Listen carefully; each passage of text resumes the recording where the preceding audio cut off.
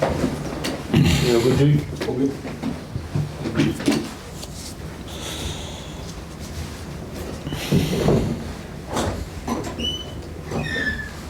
Thanks, Rob. Joe, maybe just ask you to explain some of the changes in the team. Yep. Some are forced and some unforced by the looks. Yep. Maybe start with your back line. Yep.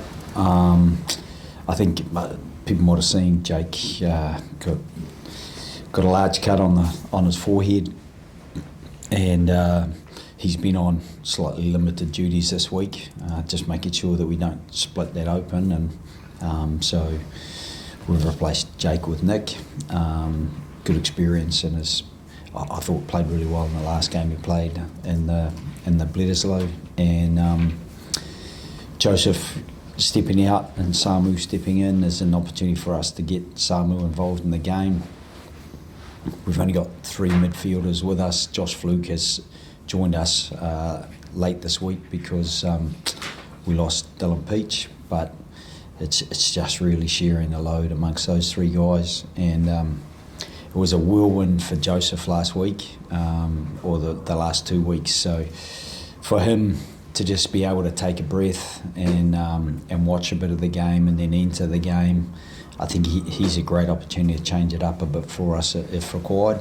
Max Jorgensen starts in place of Dylan Peach, who has unfortunately injured his calf muscle, and the forward changes with Allan Alaalatoa taking up the captaincy in place of Harry Wilson. Harry's obviously not available. Taniela's been on slightly lighter duties this week as well. He got that bang on the knee in the second bled, and that's just it's okay, but it's just niggling away because we've lost Harry, and Will has come in. Seru adds a little bit of line-out expertise for us as well. Just back to Joseph, how much was that a factor as far as, like, you know, he was thrown right in the deep end and he did very well. Yep. What was the balance of decision making there? To, you know, like as you've said in the past, you've only got a short amount of games before the Lions. Was there a temptation to just keep him in there and keep that momentum going, that education process? Yeah, to a degree. I think anyone who plays 4 consecutive tests against the sort of ranked countries that we're up against, I do think that's a big challenge for anyone, and particularly playing the full 80 minutes. There was only kind of half the plan last week, but then when Peachy came off, we couldn't quite manage those minutes, and so we want to try to keep some balance there. And Samu comes in for his 50th cap, so he's a really experienced, combative player, experienced player, and as I said post the game, Lenny Ikato, he's played a lot of 13 for us. That 12 is a less known position for him, so him moving back out to 13 is pretty easy for him to do. Just broadly speaking, there's a number of changes there. Obviously, you haven't wanted to make probably that many, just with some injuries and things, but are you concerned that, or are you confident that the momentum and the synergy that you had last week can carry through, what is effectively a different team? Yeah, I think you summed it up, Pato. I'm concerned, and I'm hopefully confident that the guys coming in I know will be fully committed to doing the job and connecting with the guys who did the job last week, and I think to be able to strengthen the squad, you need everyone to be involved at some stage, and I've no doubt we'll make more changes going into Scotland and then Ireland on the back of a 6-day turnaround. So,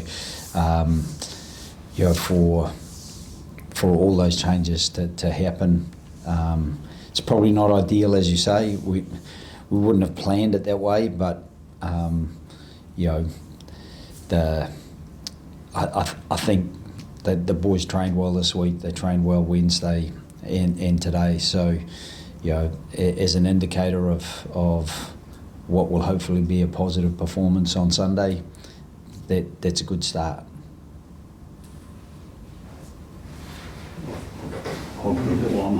What challenge are you expecting from Wales? It doesn't feel that long since you last played, and obviously you played a lot of rugby since then. Wales only played one game.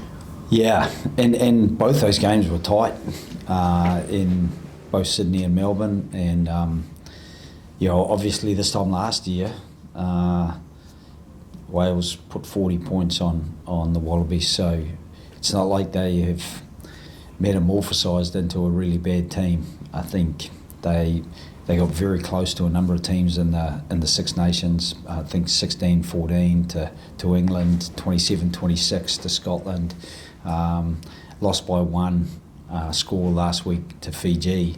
And Fiji, see their backline, honestly, Tuasova, Naithalevu, some of the guys in that backline are as good as anywhere you're going to get in the world. And I thought Muntz was outstanding for them as well. So, I'm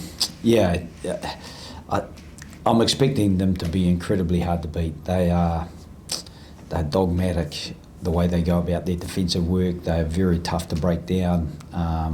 Getting a line break doesn't mean you're going to get anything off it. They really work hard for each other, and I think we're going to get some ball in the air inevitably from Alice Bevan and Gareth. I've known Gareth, I think, since he was about 14. So he's a very accomplished player. Obviously, he's had a number of pretty positive days playing in a Welsh jersey. Do you, Wales have lost 10 on the bounce matches. Do you sense, having been here for the week, that they are a team and a head coach under pressure? You live in this bubble, really. I'm too busy worrying about our team. I just think that you're all under pressure. It's funny, I feel under more pressure than I was last week, because last week nobody expected us to win, and suddenly when expectation shifts and you're up against a team that are on a losing kind of run, you're expected to win, but it doesn't actually mean anything in terms of the players running out and getting the job done. So I think everyone feels pressure. I watched the game last week, Ireland against the All Blacks, and they've been so outstanding for such a good period of time. They lose one game, and there's pressure immediately on. So I'm sure Warren is feeling some pressure, just like any other international coach. How do you address that this week amongst your troops, that psychological element? The last time they had a good win, the next week was pretty ugly. How much work have you had to do in that space? Yeah, again, I think all you can do is try to make sure that you benchmark your own performance and the measures that you deem to be important and delivering that performance. So for us, it's just been a lot of it is business as usual. I think the Argentinian situation was quite a bit different.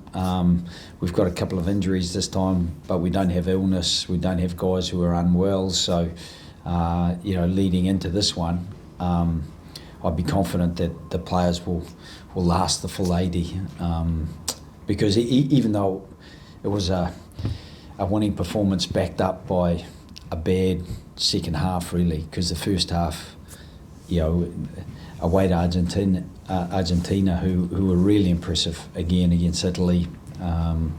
It'll be interesting to see how they go tonight, but they're a very good team, and to be leading 20 points to 3 after half an hour in that second test, I think a lot of things were still not too bad, but is there an upside almost in that's a fresh memory for a lot of the players?